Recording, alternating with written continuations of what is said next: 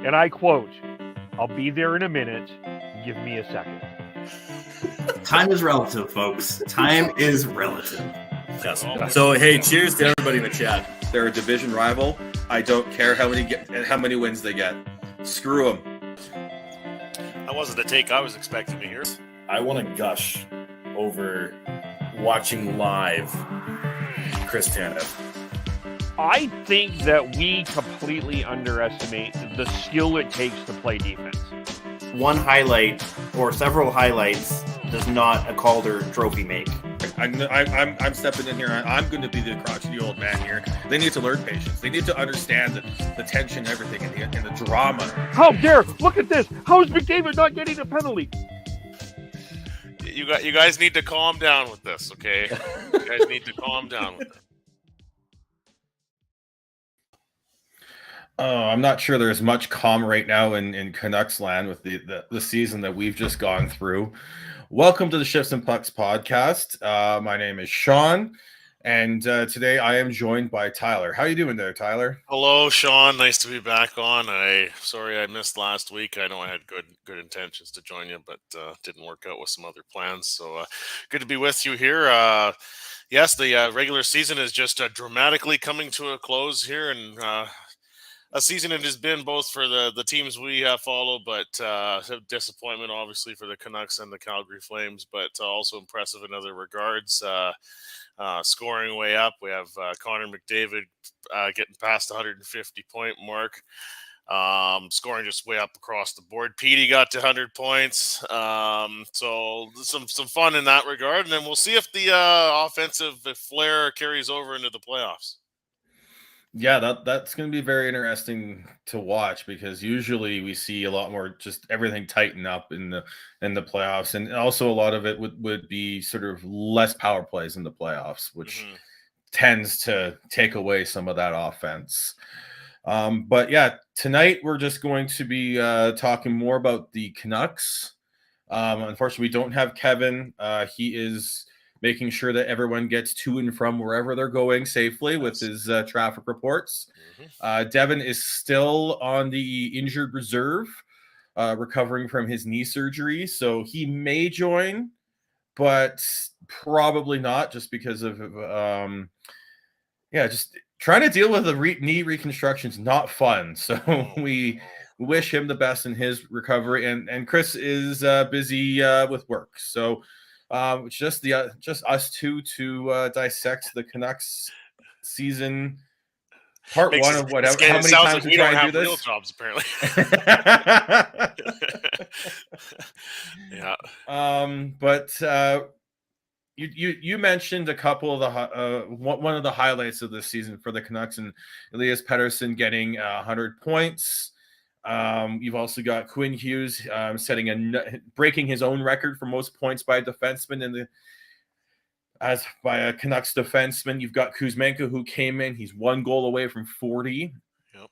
And the Canucks have signed him for 2 more years after this one. Outside of those three, who or what were the bright spots for this season?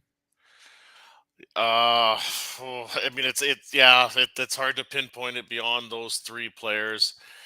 I think getting a little bit more clarity in terms of like the long-term picture, that's probably one of the positives we want to take away here. Like last year when, they had just extended Travis Green, I believe. They go into last year, it's a total disaster. The team's caught with their pants down. The owner doesn't seem to know what they want to do. Then you have this interim GM situation with Stan Smeel.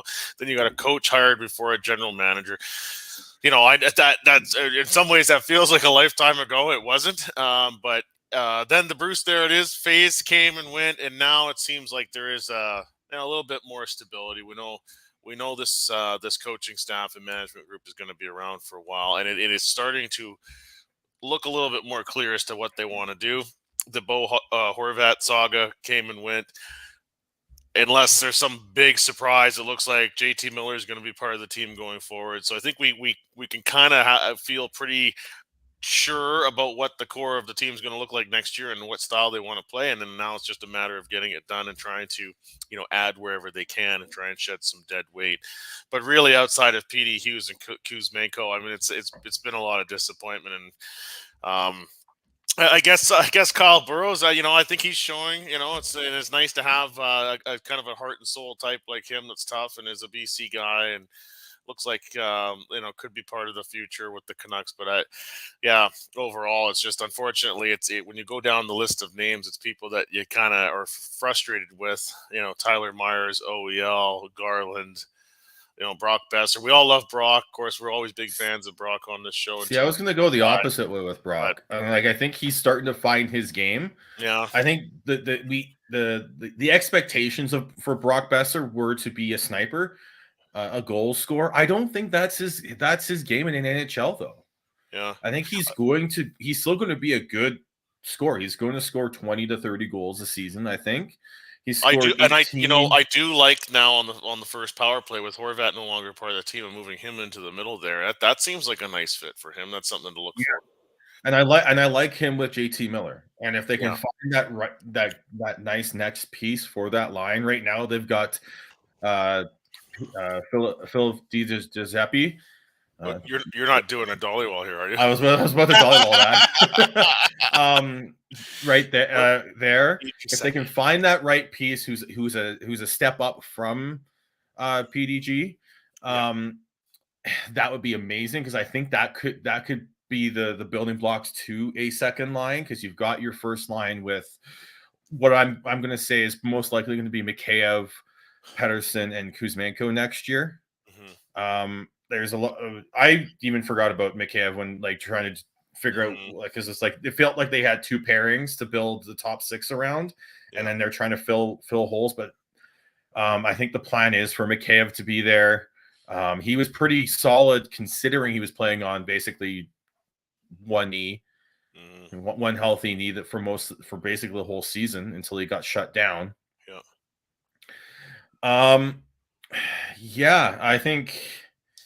I think franchise-wise, it did the noise was too much to begin the season with the Boudreau management rift. But it feels like after that move was made, things really quieted down. Now, a lot of that could have been just because the expectations for the playoffs were gone. But it really felt like a lot of the chaos that had been surrounding this team for the better part of 2.5 years has really, really gone away. And if they can continue that going into next season, that will be huge. Well, and I mean, unfortunately, the president of hockey operations kind of created a lot of self-inflicted wounds with the noise, with just too much honesty in the media and being in the media too often. And, he made that famous quip about needing to zip it. And, he has. And now, of course, the media doesn't have as much access to the higher levels of the organization as they would have preferred and enjoyed for a while there. But that wasn't helping things either. Yeah. Speaking of noise, look who's here. He is. Look Hello, Devin. The fuck out. Hello. He's alive. How are you doing? Oh man, I'm gonna give you the exact same speech that I give everybody. I'm doing all right. I have good days and bad, but it's progressing in the right direction. That's good. Yeah, I don't want any of those dreaded setbacks. No, God, no. I'm looking forward to my first physiotherapy on Tuesday, and hopefully I can start being more mobile. Because let me tell you, I've only been out 3 times out of my apartment in the past 3 weeks. So, that's brutal. Yeah, kind of helps. It doesn't help that I live on the 6th floor and I have no elevator. So, no. For those of you who don't know, I just had knee surgery, and so I've been on the mend since. Mm-hmm. Wow. Well, yeah, we were just in the talking about outside of Pettersson, Hughes, and Kuzmenko, what were the bright spots for the Canucks this season.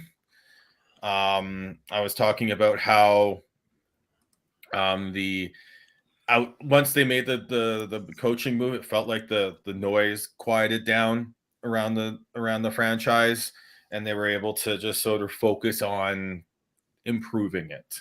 Whether or not the direction that they're going is something that people agree with, but they've decided that they're going in one direction, and it seems like it feels to me that everyone's committed to that one direction now, and there's no more sort of bickering between coach and manager and other manager and other manager type deal. Like a lot of the leaks have been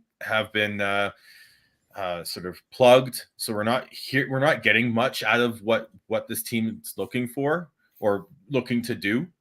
Yeah. Because the Philip Roenick trade sort of came out of nowhere. No one knew that they were in on him, or that was even in the possibility. Everyone was focused on something else. So yeah. Well, and I was very vocal. That was the last time I was on. Actually, was talking about their Roenick deal, and I was not. Great player. I think he would be a great fit right beside Quinn Hughes next year, and help solidify that top four.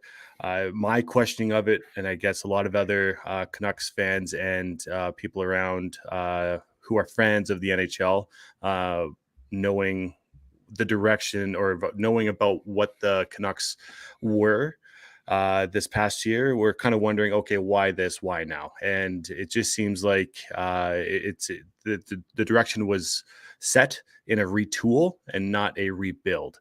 And I don't think it's a wrong move. It was just the whole direction of the team before that moment very much seemed like, okay, a full reset here would probably be good. And not saying sell everybody, but go a bit of a longer term instead of a shorter term outlook. So it's kind of it's good for Canucks fans to know that that's the direction that the organization is going. And you're talking about bright spots. I think Tocchet's been a breath of fresh air, and you got to knock on wood that he's not just Bruce Boudreau, carbon copy, and that, it's going to be a bit different the year after, or even a Daryl Sutter carbon copy to bring the Flames into it a little bit of the past 2 years, because it's never good when you feel like you're kind of changing your direction of your franchise and you take a step backwards. Yeah, I think that's the biggest thing with the Canucks going into next season is they need to have a good start. They need to show that the changes that they've made since January, from Tocchet to trading Bo Horvat to the acquisition of Philip Roenick, as well as whatever else they do in this offseason, are helping them take that next step and get into the playoffs. And that will be sort of a question I pose next. But I think when the other positive I want to put up onto this franchise is what they've done with Abbotsford. Mm-hmm. Last year, they attempted to sort of put together a team that could contend, but they weren't. It was very veteran laden, and they weren't necessarily. They didn't have many young players down there that you could. Canucks fans could be excited about potentially in a year or two. I feel like they're there now. They made the choice to send Podkolzin and Höglander down there, and I think that was a very smart choice. They've signed Max Sasson out of the NCAA. They've got Klimovich has taken a step this year. So I think, and then you've got Artur Silovs looking like he's poised to be the next goalie in the pipeline for the Canucks, and they're competitive. It looks like if they're gonna, I'm hoping that they can make it far enough in the playoffs that they can, the NHL playoffs, that they come here to Calgary. I believe, I haven't looked at the standings in the last couple of days, but I believe the only chance that is if they get to the division finals. Okay. So, but that would be fantastic, because that's what this you need to have that building the the right structure from the AHL into the NHL. So Jeremy Colleton was a great hire. That's another good sort of bright spot for this franchise, I think, is what he's done down in Abbotsford and how he's created player. They got Linus Karlsson down there as well. Arshdeep Baines has looked good. And then if they can figure out how they can develop some defensemen, that would be huge. But I think that's something that people need to be willing and supporting. If you're in Vancouver or Abbotsford area, you should be going to Abbotsford Canucks games, especially now that the playoffs are about to start. Devin, you mentioned earlier Rick Tocchet, and how he compares to Bruce Boudreau and the look of it and all that. There was a still image I saw on Twitter the other day, and it was taken because I believe JT Miller had his arm around Petey after getting the 100th point. But you look behind, and there's Mike Yeo, there's Rick Tocchet, there was Adam Foote, and Sergei Gonchar.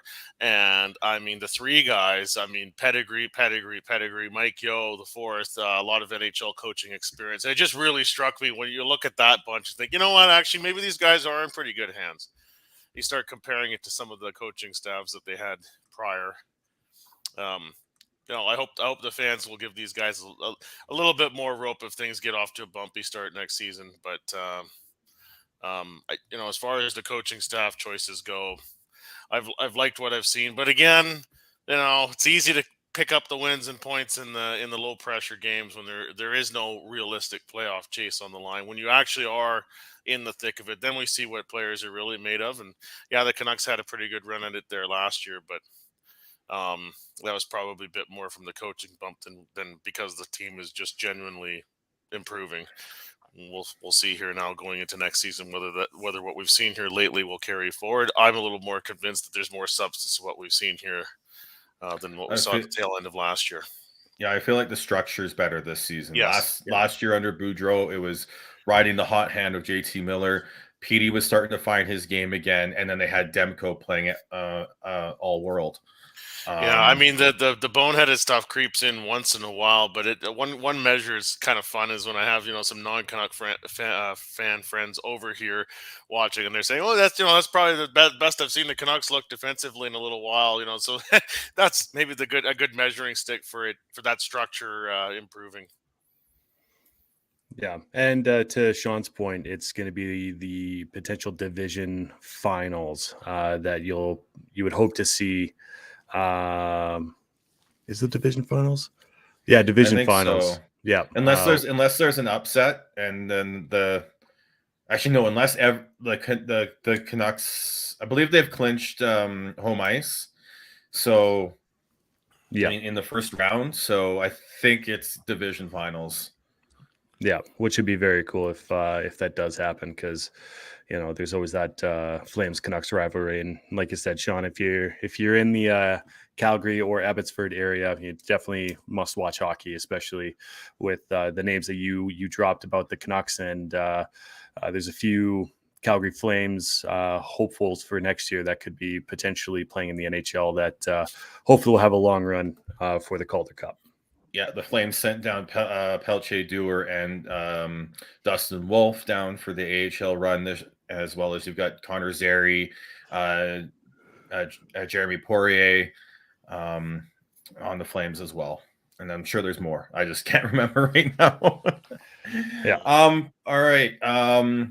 We talked about how what the structural changes and everything, but the Canucks look good now. Is making the playoffs next season a realistic goal for this team?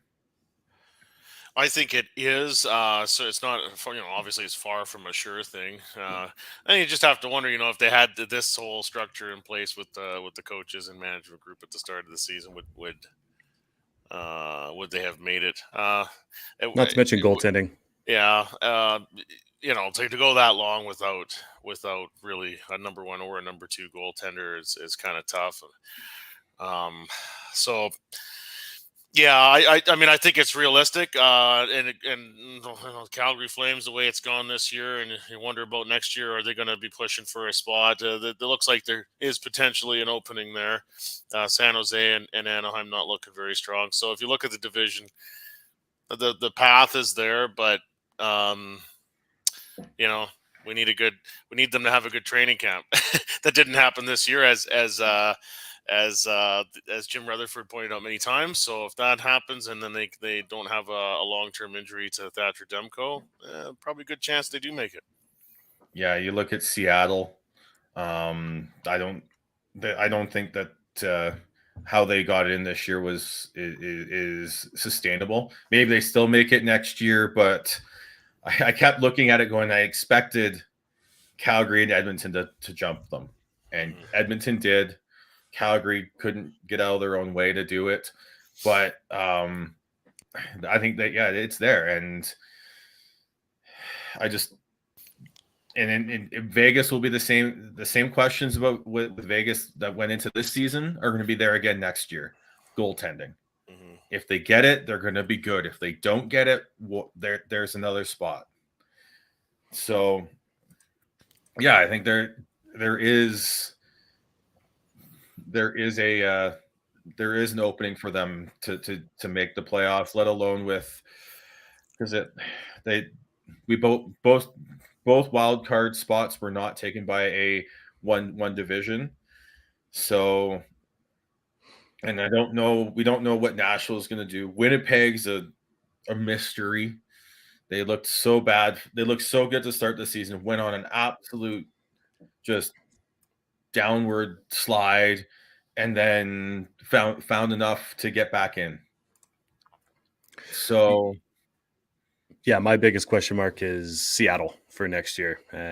They went on an absolute tear all of January. They only had one loss in January, so you got to expect that the trajectory of LA is going to be in the same direction. But yeah, the wild card, the Central, you would think that Nashville could be there next year with UC Soros and the way that they played down the stretch here.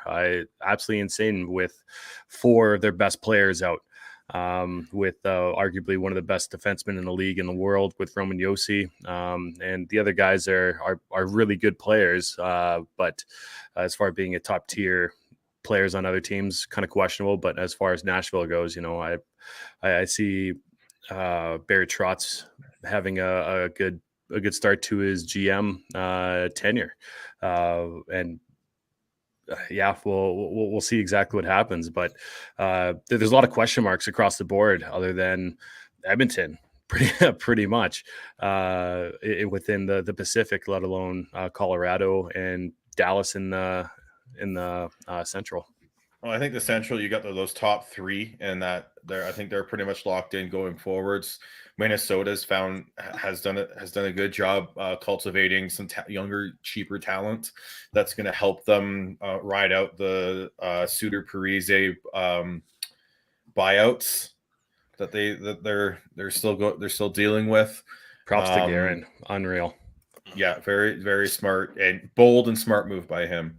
But yeah, Seattle, Winnipeg are the 2 wild card teams. Both of them are big question marks going into next season. You've got Calgary, Nashville, St. Louis, and Vancouver. I think all will be gunning to get back in next year. They won't be retooling, rebuilding, or anything like that. I think all 4 of those teams are going to be battling. So it's going to be tough, but I think there is a way and a roadmap for the Canucks to make the playoffs. Mm-hmm. But they're still going to have to make sure that they make the right moves this summer, and including that they're going to need to find a way to make cap room and cap flexibility. And how are they going to do that? Is it going to be a Tyler Myers trade, an Oliver Ekman-Larsson buyout? I'm assuming they're going to have to move one of their bigger paid wingers. So what do you expect, Tyler? I don't think we'll have both Myers and OEL back, but in what together, both of them. But in what fashion that happens, I don't know. I mean, Tyler Myers it's only one more year a team has to take on, but $6 million for a 34-year-old defenseman is what he'll be next year. Is I don't know, and he's got a modified no trades. That seems very difficult. And then the OEL buyout, that really comes down to ownership. I mean, that's a long time to be paying a guy to not play for you, and still fairly significant cap implications. But I think one of the two has to happen. It's just too much dead weight, frankly, on the back end, and you need to find some cap space, like you say. It's probably more likely that Myers gets moved. Maybe you can get Arizona to take him. I don't know, but that's the route I'd be pursuing. I think with OEL they got to try and make a go with him for another year, and then maybe explore the buyout possibility. Myers makes the most sense to me. It did to me. I don't know who's going to be taking that full cap. You'll be giving up something else, cap or draft capital, going with Myers to try and make it work. Yeah, maybe which that is plus retaining salary. Totally, and Yeah. that's best case scenario, I think. To me, it does scream more of a deadline deal, but obviously, you got to look at the beginning of the season and get off on the right foot, and hopefully they can find a partner to dance with. But man, either $6 million for him, that's a lot.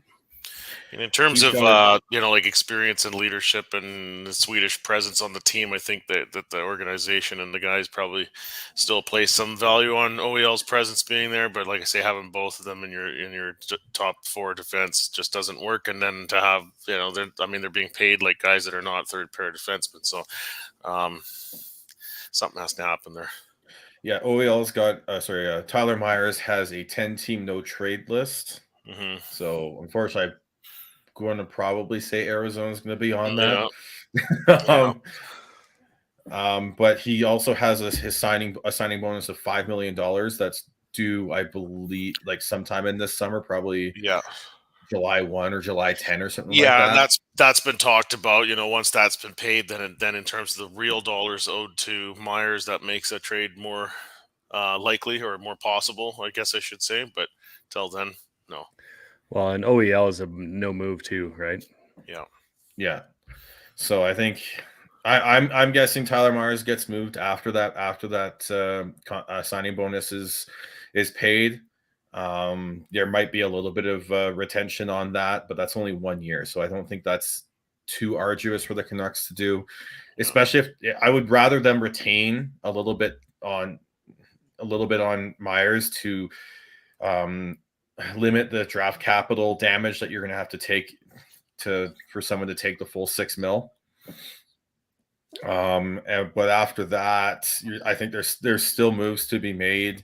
They've got lots of they've got lots of winger depth now, including you've got Connor Garland making $4.95 million on the cap, Brock Besser making $6.65 on the cap, Anthony Beauvillier making $4.15 on the cap, as well as Kuzmenko will be making $5.5 next year. So there's a lot of money tied up on the wing. Yeah. And then as well as Ilya Mikheyev making $4.75. Mm-hmm.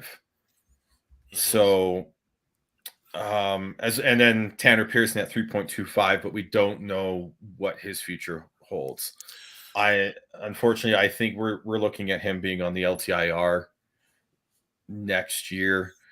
But looking at that, the Canucks also have Aiden McDonough, Vasily Podkolzin, Vitaly Kravtsov, Niels Höglander,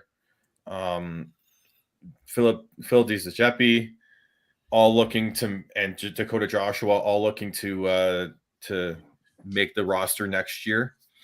So I really do think we're going to see at least one of those bigger, higher paid wingers get moved at some point this offseason.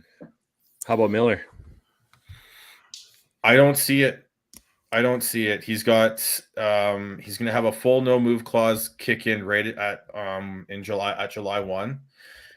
Is anyone really going to be taking on? Are they going to get the value back that they're looking for? When he's making $8 million for the next 7 years.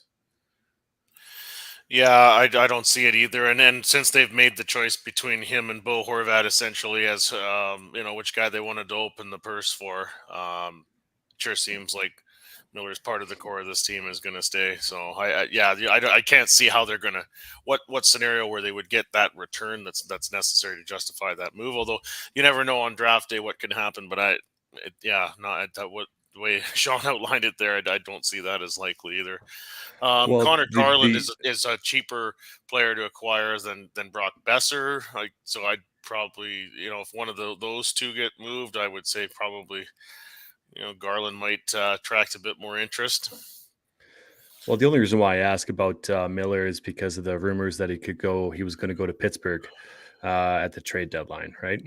And Yeah, I'm not sure with how with true Pittsburgh, those rumors were. We know Rick Dollywell was pouring a lot of cold water on that stuff, so I'm not sure. yeah, I don't know. There's It's too much- hard. It's hard to know who to trust and who not to trust. There's I too know many that, conflicting reports on that for me to say that I think it was close. fair. I think with some of the stuff, yeah, you gotta take it with a bit of a grain of salt, but at the same time, there's going to be a lot of cold water poured on it, especially if it wasn't true and you are planning on keeping him, because that definitely has a lot of weight on a player when you find out that you're potentially not being shopped, but open for a trade. Yeah. I said I think there's too many conflicting reports out there for me. Like maybe I think the Canucks will be open to almost anything. Yeah. But it comes down to getting the value back that helps them with the plan that they're going forwards with. Mm-hmm. So, yeah, and going back to what you said there, Tyler, I those are the two that I think. I think the two, I think Garland is probably one that goes. Yeah. I think Beauvillier is also someone to look out for to be traded. He's got 4.15 for 1 year. Yeah. So that's a lot easier of a deal to make.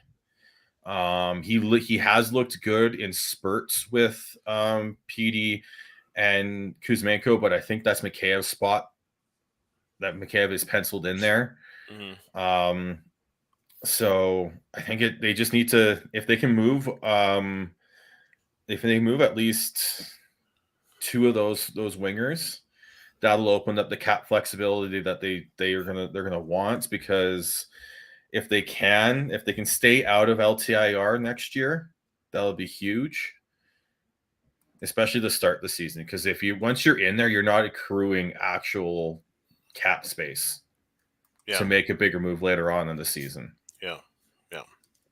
And Ferland's comes off the books next year, but then they're looking at Tucker Pullman's most likely going to stay on LTI. Is going to be not playing next year. That's 2.5, and then Tanner Pearson at 3.25. So they're going to have to, if they can find a way to move. That's why I think if they retain $2 million on Meyer, so they clear $4 million on the cap, and then they move Garland and Beauvillier.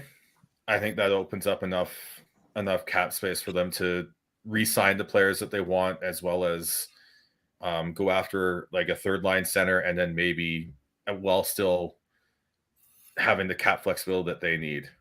Should note as well the cap hit on the Braden Holtby and Jake Virtanen buyouts come off the books after this season as well. That's $2.4 million of cap space being tied up right now. So that's some other good news there. Mm-hmm. And then speaking of those wingers, I mentioned Podkolzin, Höglander, Kravtsov, and McDonough. Who do you think of those four is going to take the next step next season and become a full-fledged NHLer that's going to be in the top 9? Because that's what they need from those four. Yeah, I mean, I don't really have one favorite there, but I will say of those four, I think maybe the opportunity has passed by Niels Höglander here. Aiden McDonough's got a lot of PR, a lot of hype in the media. So you'd hope that one works out. And same as Pod Colson. But Hoglander, I don't know if he's ever gonna get another legitimate chance here. Is he outside of an injury situation where it's getting to be a few of them? I think with him, it's he's like 1 or 2 games away from being waiver eligible. Yeah. So they want to make sure that if he makes it, they want him to stay up there.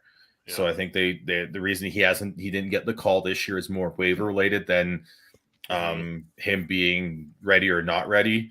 I think Kravtsov, he hasn't really shown much, but the spot, depending on what they do in the offseason, the spots are going to be open for at least 2 of those. And I think Pod Colson is the clubhouse leader there. I think he does all the small things and he's detail oriented enough that Talk is going to like him maybe not in the top 6 role, but maybe in the top 9 role.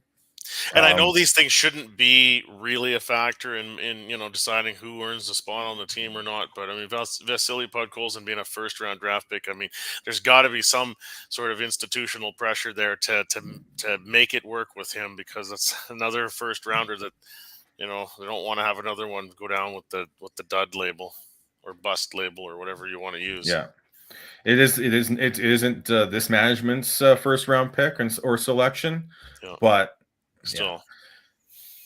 Yeah. And then is there anything else with the Canucks, at least at this point, that you feel like we need to talk about? Yeah, I just, I don't know where it's kind of hard to gauge the mood of the fans at this point, right? Like last year was pretty clearly everybody was on the optimistic side. They were in it till very late in the season to try and make a push for a playoff spot. Now, if it's not a lot of noise because of apathy, then boy, that really causes a lot of concern here in the off season.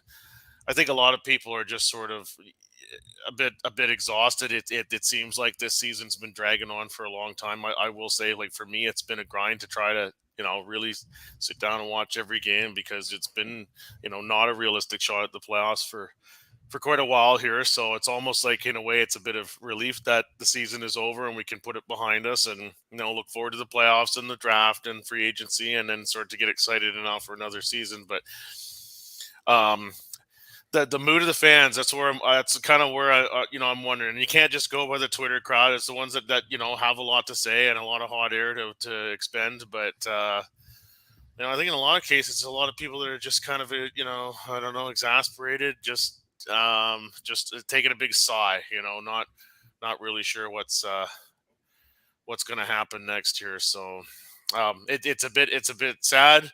And then of course, before we move on to other topics, John Garrett tonight, coming up 7:00, Canucks at Arizona. Hope everybody gets a chance to soak up what may be the last broadcast between him and Shorty. I don't know what the plan is exactly for Cheech next year, doing some work with Sportsnet, and whether that means national games and whether they might get together on occasion, I don't know. But it's I'd have to hope era in a number of regards.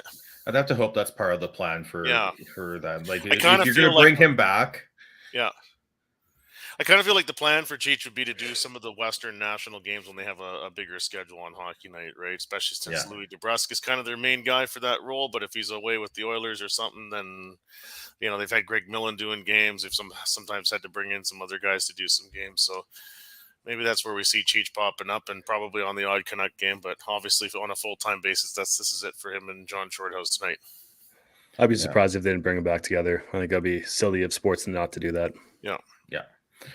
All right. Before, I know, Devin, you're still dealing with the after effects of your knee surgery and just all that. So let's get off the Canucks here.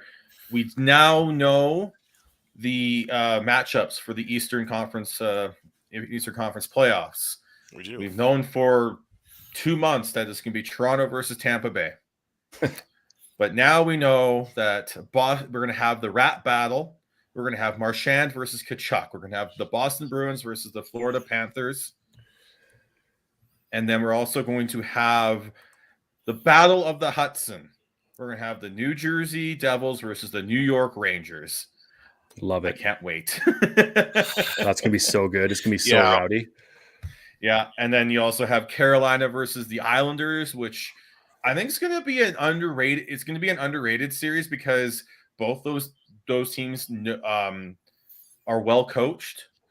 The Islanders have arguably, I think a goaltender who, if it wasn't for the record-breaking season that Boston's having, would be in the Vezina Trophy conversation to actually win it. Even though I think it's all marks to lose at this point in Ilya Sorokin. So that's a great slate of series in the East. Sorokin with Rod the Bod kind of rolling his lines and putting one wave after another. Yeah. And I'm not saying anything against the depth of the Islanders, but it's basically the forward group against the defensive structure of the Islanders. It's going to be interesting. It's going to be a fun one to watch because Sean, I'm with you. I think it's going to be sneaky good. And then we all know that you're going to be watching the Toronto Tampa Bay series really closely. What other series are you going to be paying attention to the most outside of that one? Well, I'll be watching that one with one eye open. It's gonna be scary, butt puckering, as always, trying to get out the fucking first round. I don't think it's a bad one. The first round is always so much fun. There's always going to be some storylines that are going to be underrated or just come out of nowhere. I remember, I think it was last year or the year before, Brady Shea. It was Carolina versus New York, and the very first shift, he absolutely demolished one of his old teammates, and that set the tone, I think, for that playoff. It was phenomenal. So there's gonna be some of that. I'll be Boston, Florida is gonna be great. I just think that Boston just might steamroll them just a bit. I think it's going to be gritty as shit. But taking Boston out of that one. And like you said, New Jersey versus New York Rangers is going to be phenomenal too. So I don't think you'll have, oh my God. I don't think you can really go wrong with watching any game within the first round in the East. And that the atmosphere in that Carolina Islanders series is going to be insane too, because you got the storm surge, and then the Islanders fans are ridiculous as well. I guess they're better I'll tell you Vancouver. that for free. All of those are great points. For me, Boston and Florida. Boston getting a win tonight against Montreal to finish the season with 65 wins and 135 points. A new record for regular season in the NHL, and so now that is an enormous amount of pressure on the Bruins to not screw this up against Florida. I'm with you, Devin. I think that they will get through fairly easily, but that's all shoved out of the picture once they drop the puck to start the playoffs. It's a clean slate, and we have seen so many times before. Tampa, Columbus.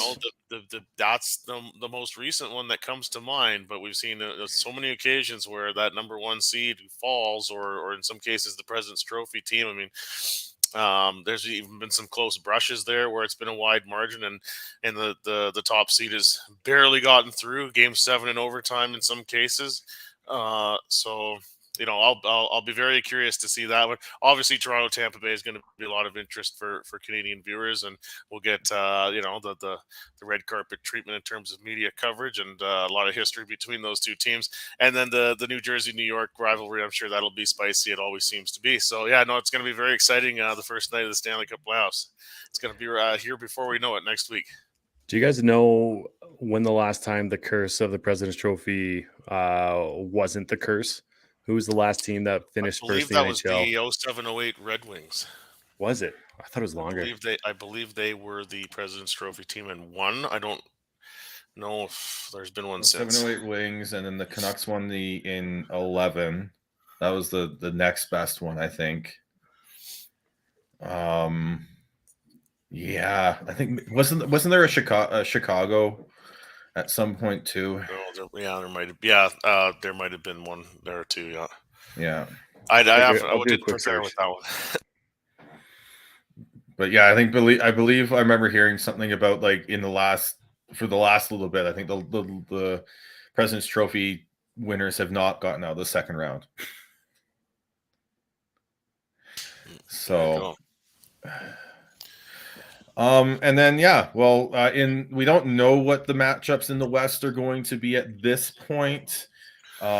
Colorado has 2 games left. They're currently tied with Winnipeg at 2, and Dallas and St. Louis are tied at 0 to decide the winner of the Central Division. I really hope Colorado can find a way to win that division because I want to see Dallas versus Minnesota. I want to see Minnesota fans versus the team that got taken away from them. Yeah, That'd be fun. Green on yeah. green. I trying to remember the last time they met up in the playoffs. I'm gonna feel like it was around 2016 or somewhere around then, but it's been a while. Colorado and Nashville play tomorrow, so still a little bit up in the air because of that in the Western Conference. Well, if Colorado can win tonight and Dallas loses in regulation, they will that'll clinch it for Colorado. There you go. Okay. Obviously, whoever Edmonton's playing, that will be very interesting. I don't know if it's for sure locked up between Not yet. Los Angeles or one of the wild card teams. No, it'll be Los Angeles or Seattle, I guess. Could move in there. Yeah. No, Seattle cannot. I'm not looking Actually, at updated standings page here, so I'm a little lost. But it's Edmonton, Winnipeg, or Edmonton, LA, I believe. No, Seattle's only 2 points back of LA, and they've got the tiebreaker. Yeah, so I don't want to take it's very unprepared podcasting. Sorry, people. But honestly, whoever Edmonton's playing, like last year they made it to the third round. I mean, there's big expectations here, and the last little while they've looked as good defensively as they have in the Connor McDavid era of this team, and so. We will see now if they can maintain that and still find another gear at playoff intensity and whether their goaltending will hold up. Stuart Skinner looks like he is up to the task, but we haven't seen him in the playoffs here, yet. So we'll find out, I guess. But that'll be very interesting to watch, obviously. And Winnipeg, I mean, that atmosphere for their home games in the whiteout is always a lot of fun. I don't see them making it very far, but at least we got a couple of Canadian teams in the West bracket to have some interest in there. And Colorado, that's a blow. They're not going to get Gabriel Landeskog back. The organization announced that today. So that really hurts their chances, obviously, as repeating as Stanley Cup champions. I think anybody in the West really has a good shot. Yeah, they'll be riding that mustache up in Edmonton as far as they can take it with Stuart Skinner. So, a little fun mustache ride joke. I like that. For me, it's whoever LA plays because I think LA's I think there's only 2 options for LA. It's LA Edmonton, which would be a rematch of last year, but this time with the extra added spice of Drew Doughty because he was injured last year, which would be fantastic. Or you could get LA versus Vegas, the Jonathan Quick Revenge series. Yeah, I think that's one of the best storylines out of the West is Johnny Q versus his old club, and I think you kind of wonder what this lineup is going to look like for LA because I don't think it's been talked about too much. Quentin Byfield on that top line with Kopitar and Kempe. Kopitar, for those of you who don't know, Byfield is normally a center, but he's been on that top line for better half of the last third for the LA Kings here, and I think having him up there is obviously doing them well, but where the depth is going to be concerning for LA, whoever they play. And it sounds like Stone's going to be back for Vegas as well. The Kings also have probably the best playoff shutdown center in Philip Deneau. Yep. Deneau, Trevor Moore, and Victor Arvidsson that is a pain in the ass line to play against. Toronto Maple Leaf Trevor Moore. Love it. Yeah. There you go. Yeah, Speaking but of, and then- Sean's favorite word of this past half decade is cap circumvention, and looks like Stone will be back for the start of the season or start of the playoffs. Yeah, well, well, Doesn't then affect- they traded away the Shea Weber contract to Arizona. Yeah. So yeah. it's because they had to. yeah.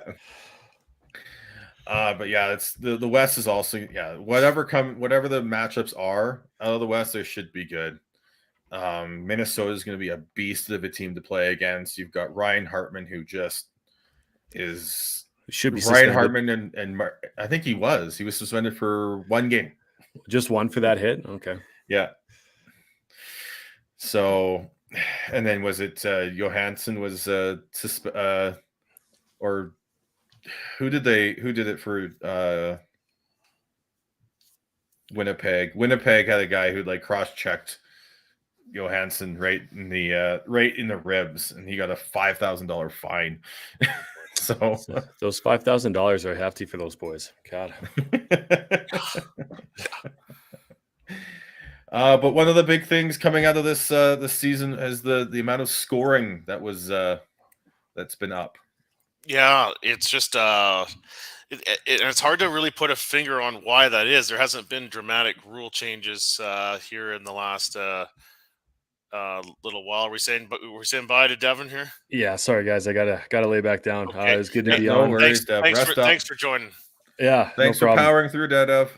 I look forward to having a yelling match with Kevin on our little talk on the Flames and how well this season and off season is going to go. But hey, fellas, good to see you. And yeah, Dylan, go fuck yourself. I never even looked at the comments. Oh, here we go. Okay, yeah. Anyways, thanks to Devin. Yeah, and I didn't get my Brad Tree Living commentary in for this one, but we'll get that another time. Yeah, so it's hard to really, for me, put a finger on what exactly has changed here. I mean, it's not like the rules have dramatically changed between this year and last year. Maybe the enforcement of them, you could have some discussion around that. But yeah, Connor McDavid hitting 150 points. They're scoring up all around. I mean, and there's so much of it that like some of these milestones are not even getting a lot of attention, right? I mean, McDavid just seemingly quietly got to 60 goals, whereas last year Austin Matthews, there's a whole bunch made of that. With the Canucks, we have why am I drawing a blank on the newcomer's name here? Kuzmenko, the Kuzmenko show going over 30 goals here this season as well. So there's been a lot. We got you in large here. What I don't know. I hit something. What are we doing? For those watching on YouTube, we just Sean hit a button. Watching on the YouTube, the boxes his got very big and mine got squished to the side. But anyways, where were we? Scoring up all across the board, and the biggest one of them all, which also didn't grab my attention until I had this pointed out to me today by my brother. In fact, was Erik Karlsson, 100 points from a defenseman joining some elite company. Just the sixth time in NHL history, or I think the sixth defenseman, not the sixth time, but the sixth defenseman in NHL history to reach triple digits in points. I think the last time was Brian Leetch in 91-92, and Paul Coffey back around that time as well. So it's been a long time since we've seen this kind of offensive output, and obviously that helps sell the game. Now the question is, and like we talked about at the beginning, will this translate over into the playoffs, or is it going to go back to more what we've seen in the past, where it's really dragging into the ditch and clutch it up and become very physical and stingy and not a lot of space out there to operate? Probably likely going to go back to that. But in terms of trying to sell the game to some more people and make the in-arena experience very exciting, I think the NHL got that this year. The game I went to was the Pittsburgh-Vancouver game. There were lots of goals in that one. And then, if you're a guy that just drops in for 1 or 2 games a year, that's what you're hoping for. So very interesting that the scoring has gone up, and we'll have to see now if that is a trend that continues here. Yeah, I want to do a bit of a deep dive on in terms of how that's gone. But yeah, you've got 2 60-goal scorers this year because Pasternak also has got 60. You've got a lot of more than a handful of 100-point scores. So yeah, I don't think it feels like it's too much. I feel like it still No, I it don't think so. feels in the wheelhouse and in the right range. But it is interesting, it's not just one or two players that have really kind of shown to be outliers here. It's been across the board. So, we'll see if that continues. I don't feel like it's been a case of a whole bunch more power plays, at least not the games I've been watching. So, yeah, that's good. Free flowing puck out there, lots of scoring. We mentioned, speaking of Jonathan's, we heard about Jonathan Quick there earlier. Just want to mention happy trails to before we go here. Jonathan Taves playing his final game with the Chicago Blackhawks tonight. They've announced that they're not going to re-sign him. He's heading for free agency. Thanks for Dylan for pointing out. Does score in his final game with the Blackhawks. What a legacy. If this is it for him in the National Hockey League, hell of a career. I think we hope that that's not the case, and he gets to go out more on his own terms.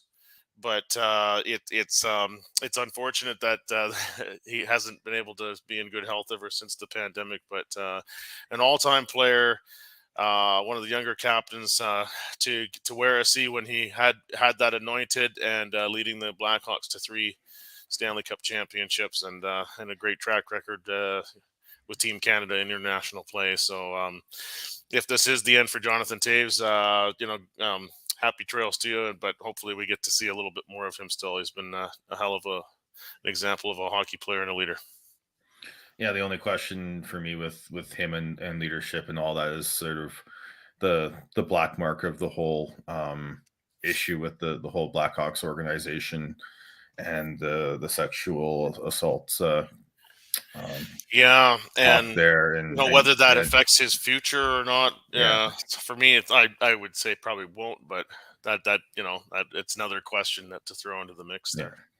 So, you mentioned Worlds. Yeah. Yes. Do you want to get that in, or is there something else we want to get in here? There's one thing with the awards. You mentioned Erik Karlsson scoring 100 points. Yes. A lot of that discussion I'm seeing right now in terms of awards is he now the runaway winner for the Norris? Roman Josi scored 100 points last year, but finished second to Cale Makar. Yeah. In the Norris, is because Kevin and I have gotten into a little bit of a discussion about this in terms of especially the Norris Trophy specifically. And maybe we can get into it a little bit more when we have Kevin. We've got maybe a more 100% Devin, because I think he'd be really good in that. But the criteria for each award always seems to be sort of all over the place. But what for let's say for the Norris, just because we were talking about Karlsson, do you have any specific criteria for who you think should be the Norris winner? Like, does the defenseman have to be, do they have to penalty kill specifically? No, I am of the belief, though. Well, it's not really a solid belief. But I do like to try to keep, the historical ways going.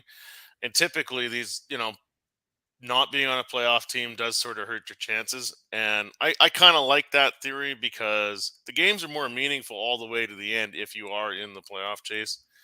And when you're not, you can't, it's not measurable, but there's a little bit of weight off the shoulders when, you're playing out the string, kind of like the Canucks are for quite a length of time. I think being on a playoff team, it still does count for something, but how much it should count, I mean, that's open to so much debate. When you do have a guy, though, that does something, very unusual, in this case, like Karlsson getting over the 100-point mark, which hasn't been done in 20 years or over 20 years, then I think he deserves some consideration. I would think he should be at least a finalist, but I don't know. To have him be the winner from a team that was near the bottom of the standings, that's a bit of a harder sell, I think.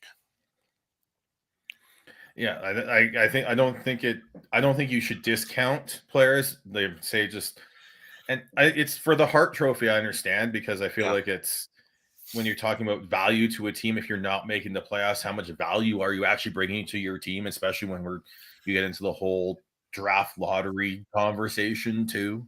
Yeah. When you're talking about just having a good season, which is literally just what the Norris is, which defenseman has had the best season. Yeah. Yeah, you can have the conversations of weighting a performance by Carlson on the San Jose Sharks versus, say, Adam Fox on the Rangers, or Dougie Hamilton on the Devils, or who I think does not get nearly enough talk, and he won't be among the nominees, but Devon Taves. Yeah.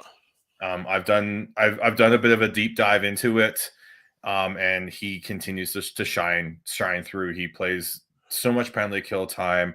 He's a positive impact when he's on the ice for goals for. He's a negative impact on goals against when he's on the ice. It just we need more people to understand how good he is. Yeah, I feel like having those discussions, because right now it's like, well, no, I think that someone like Dougie Hamilton deserves more credit. And like, yeah, yes, but guess what? He doesn't penalty kill at all. Like, and in my opinion, if you're a defenseman and you want to be part of the Norris Trophy, that needs to be part of the discussion. I would, if I had to pick one over the other, I would want that to be part of the calculation. Yeah. I think So. Yeah. But yeah, we'll actually get into that deeper when we have more of the group on, because I think that Devin, Kevin, Chris all are going to have valid and differing opinions on that, and we can start just yelling at each other, which is always entertaining. Yeah. All right. Yeah, I just wanted to mention briefly at the end here, give the ladies their due here. The Women's World Hockey Championship happening in Brampton, Ontario right now. The quarterfinal day, and almost the biggest scare in the history of the Canadian program, perhaps. I know there was one other World Championship. I think it was in 19, where it was a Finland USA final. So the upset has happened before, but Canada was up 2-0 in this one. Took a 2-1 lead against Sweden to the third period, and the Swedish goalie put on a goaltending show for the ages. Unfortunately, comes up short. But 9.2 seconds left. Sweden forces overtime. The air sucked out of the building there in Brampton. Everybody holding their breath. Sarah Nurse averts disaster in overtime. And the other night, to finish round robin play in Group A, a real thrilling one between Canada and the United States that went, I think, 8 or 9 rounds of the shootout before Canada emerged in that one. So it's been some pretty entertaining puck there, and a scare today in the quarterfinals. But congrats to the Canadian women's team for getting through against Sweden, and I believe they will be playing the winner of the Japan-Switzerland quarterfinal, and the Swiss are up 4-1 after 2 in that one. So we'll look forward to that. I believe that would be Saturday. And the United States, they weren't up 2-0 until about 7 minutes left in the second period against Germany today. They end up winning that one 3-0. The other quarterfinal was Czechia 2-1 over Finland. So it's been pretty competitive tournament there. So good for them. Yeah, we want more of that, because that's it. You can only sell these blowouts by Canada and US for so long. So yeah, you bet. That, and all right, then one thing. Time to go. Yeah. Well, before we go, I just want to say this is like, what we just like with all that talk right now just makes me just want to see best on best with the men again. Yeah. Just, we're not going to the World Championships. You don't see that because a lot of the best players are caught up in NHL playoffs, and we still have not seen Crosby and McDavid play together on a team. We still have not seen. Like, you could potentially have a U.S. lineup of just Hugheses and Kachucks. Yeah. You could have Luke and Quinn on the blue line, because I think Luke's probably going to be in there in a few years. Mm-hmm. And then you have the Kachucks centered by Jack. Like even if you build some sort of like similar summit series where you have like Canada versus the US, you can have Sweden versus Finland, you can have Czech Republic versus Slovakia. Yeah, it's evident that the World Cup of Hockey is just a non-starter with the Russia situation too. So, well, even then, you can still have it without them. Yeah, Like, it doesn't just seem like. Yeah, I mean, it doesn't seem like the NHL wants to do that or would have enough credible teams to do that. That's another discussion, of course, for another Yeah. time. But yeah, that But one's it's a like tough you have one. to start. You have to start somewhere. Yeah. Even if you start small and then grow it and grow it. Yeah. I'd rather see that than all like these gimmicky things they've tried in the past, and then one-offs, and then not doing it for another 10 years. It's got to happen somehow. Yes. Make it happen, guys. All right. Well, yeah, we've got the Canucks versus the Arizona Coyotes.